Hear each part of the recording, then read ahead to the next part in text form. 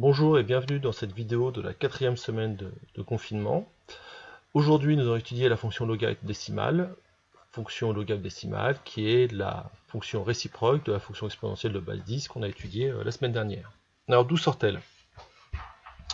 Donc je vous rappelle un petit fait, avant les années 70, on n'avait pas de calculatrice de poche, hein, comme vous avez avec vos Casio.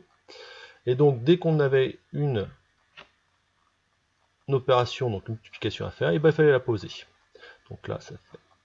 Donc si je voulais multiplier 1,12 par 1,24, il fallait donc poser, multiplier donc chacun des nombres.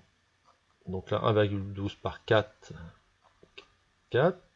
Je décale lorsque je passe au deuxième chiffre, donc 1,12 fois 2. Donc ça fait 4, 2 et 2.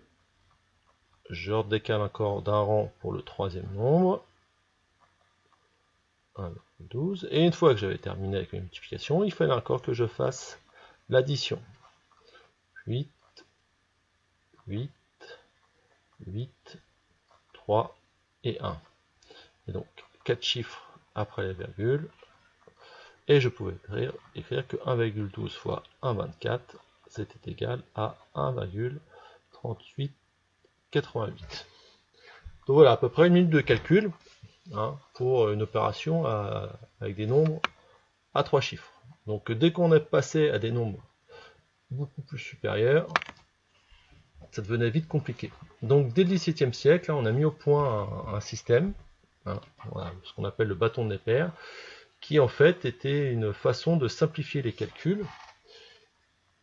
Et le principe était de remplacer la multiplication, qui est longue, par l'addition, qui est une opération quand même beaucoup plus simple et qui prend moins de temps.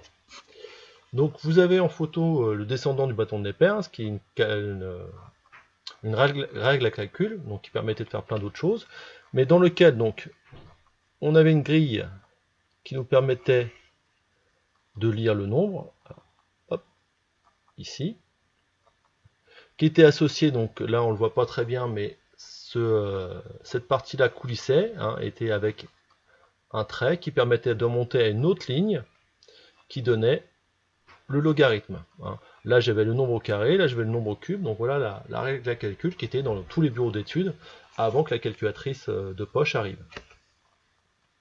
Donc on va faire une petite démonstration de comment ça marchait.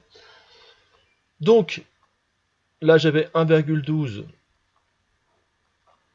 donc je lisais le logarithme, donc je plaçais mon curseur sur le 1,12, je lisais le logarithme, donc j'avais le logarithme, donc là pour 1,12 je lisais 0,049. Ensuite je passais à 2,24, donc je lisais le log de 2,24 et là j'étais à 0,094. Et je vous ai dit, le principe du bâton de Neper, hein, c'est que lorsque j'avais une multiplication de nombres, je transformais en addition de logarithmes. Donc je me retrouvais uniquement avec une opération d'addition à faire, 0,94. Et donc là, j'obtenais 4. Ah, j'ai un 0 qui a disparu. Donc j'obtenais un nombre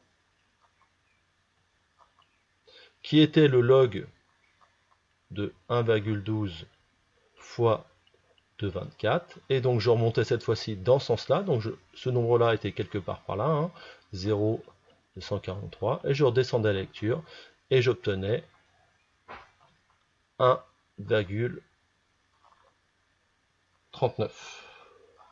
Donc je perdais un peu de précision quand même. Hein. Là, il fallait avoir de bons yeux. Donc, hein, ça m'a pris, bon là j'ai détaillé, mais vous voyez que c'est juste de la lecture à faire. Et ça m'a pris quand même, j'ai eu finalement qu'une opération à faire. J'ai eu qu'une addition à faire, au lieu d'avoir les 3 multiplications qu'on a vu là. Et j'obtiens un résultat, hein, 1,39, qui est quand même une bonne approximation de 1,3888. Donc, on a ainsi construit donc, notre fonction logarithme avec les propriétés suivantes. donc celle que l'on vient de voir. Log de A fois log de B, eh bien c'est log de A plus log de B. On imagine que sur la table, enfin, sur la règle de calcul, je peux avoir que les unités, je peux avoir que les nombres de 1 à 9. Log de 35, si je veux l'obtenir, eh ben, je vais dire que c'est égal, donc 35 c'est 7 fois 5, c'est log de 7 fois 5, c'est donc égal à log de 7 plus log de 5. Je lis les deux valeurs et j'obtiens directement log de 35. Je les additionne et j'obtiens log de 35. De la même manière, on aura log de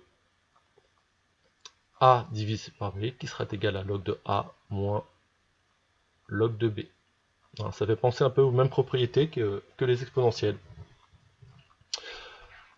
Donc je vous ai dit que la fonction logarithme décimal était la fonction réciproque de la fonction exponentielle de base 10. Donc la propriété, c'était que log de 10, c'est égal à 1.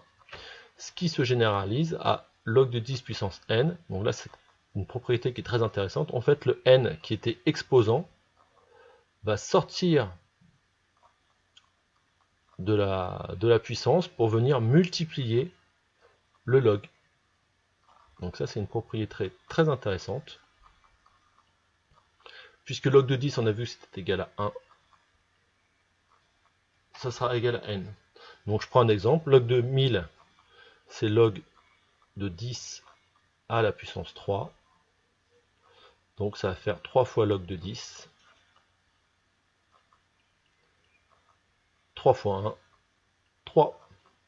Donc de même, hein, pour les nombres A, B strictement positifs, vous allez avoir log de A puissance B qui va être égal à B fois log de A. Encore une fois, la puissance est sortie de l'exposant pour venir multiplier le log. Donc log de 16, pareil, si je veux calculer, je sais que c'est 2, 16, c'est 2 à la puissance 4. Donc ça va faire 4 fois log de 2. Je sais que log de 2, donc sur une table, log de 2 c'est environ 0,3. Donc log de 16, ça sera 4 fois 0,3, ça fera environ 1,2. Donc voilà pour les fonctions logarithmes. Je vous ai, comme la dernière fois, laissé des exercices d'application. Bon courage!